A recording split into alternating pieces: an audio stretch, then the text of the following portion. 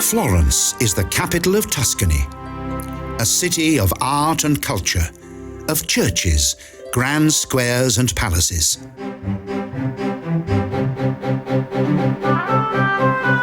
Today, it is a vital rendezvous for artists and art lovers from all over the world, a cultural crossroads par excellence.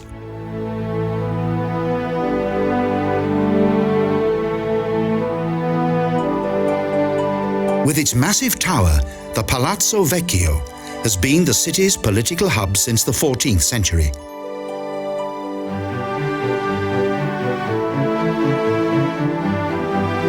In front of the palace facade, there is a statue that is a double life-size copy of Michelangelo's David.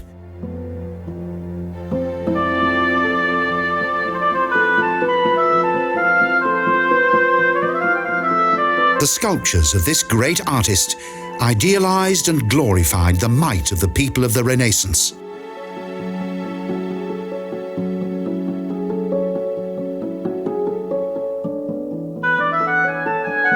It was the first freestanding figure since antiquity and became the symbol of the city's republican freedom.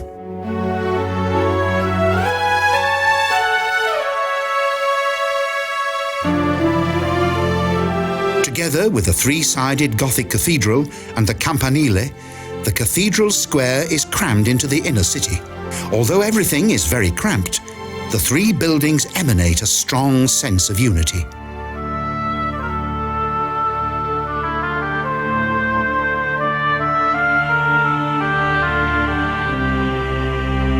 The imposing dome of the cathedral with its laterna, which was completed in 1472, is Brunelleschi's masterwork and is an impressive 107 meters high.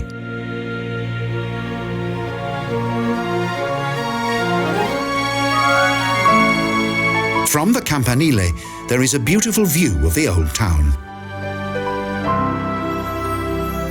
The bronze tower to paradise adorns the finest building in the town, the Battistero.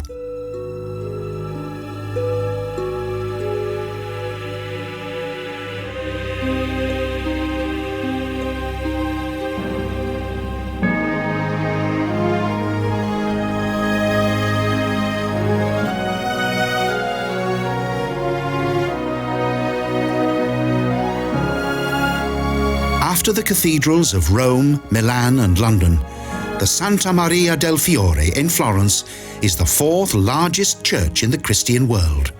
Building began in 1296, but its history stretches over many centuries.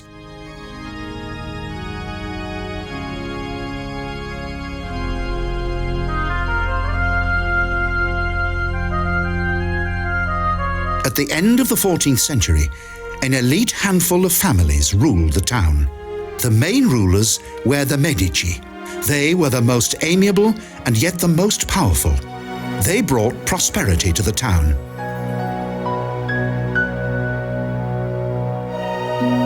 San Lorenzo was the church of the Medici and one of the earliest creations of the Florentine Renaissance.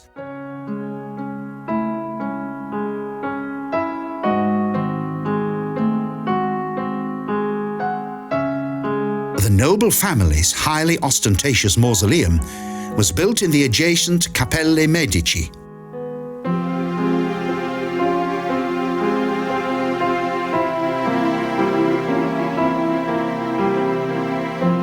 Precious building materials from around Europe were included and worked together artistically with consummate skill.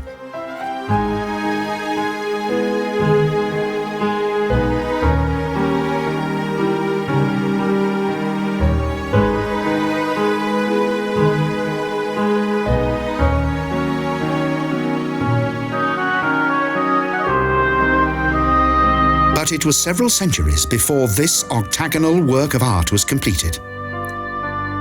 Michelangelo's monumental sarcophagi are located in the side walls, overlooked by marble sculptures.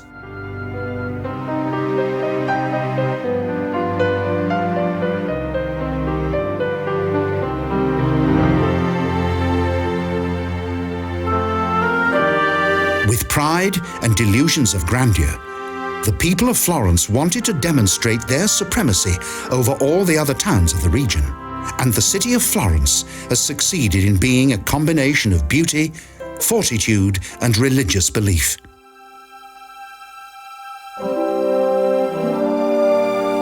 Pope Eugene the Fourth bequeathed the Dominican orders the ruined monastery of San Marco, and Cosimo de' Medici financed the renovation of the site.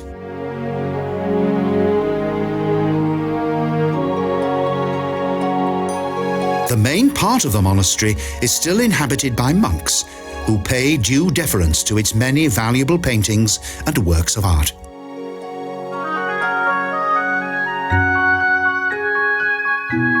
In the cloisters, there are exciting frescoes by the artist monk Fra Angelico.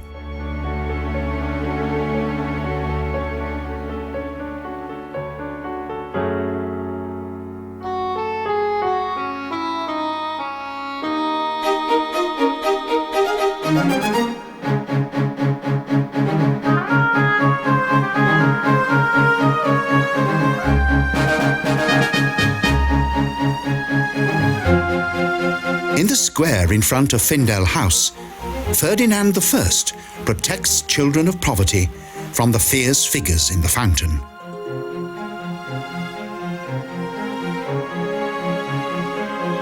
In 1419, the affluent Guild of Silk Traders provided the financial means through which Europe's first orphanage was established.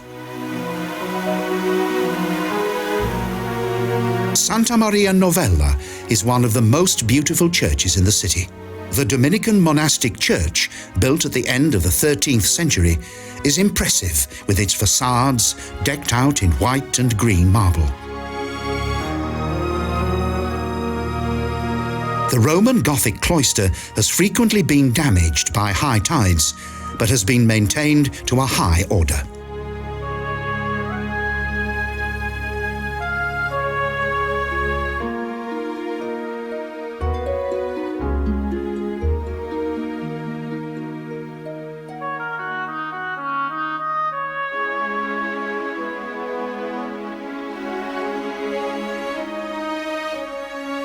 The huge bell tower of the Palazzo Vecchio is visible from all around.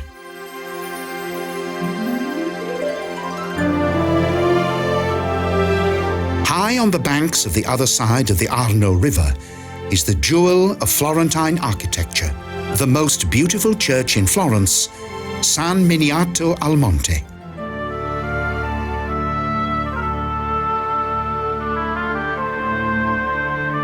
In 250 AD, the holy Minas suffered martyrdom in Florence.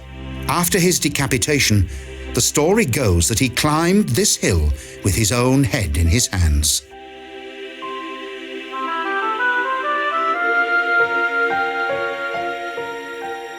Above his grave, they erected a sanctuary. San Miniato Almonte can be thought of as a complete work of art and as a towering monument to the Renaissance. In the ancient crypt, which is striking in its spirituality, the mortal remains of many holy martyrs are preserved. The former military camp, which dates back to Roman times, was transformed into a thriving trading town, and a town in which art and culture are today united in magnificent finality.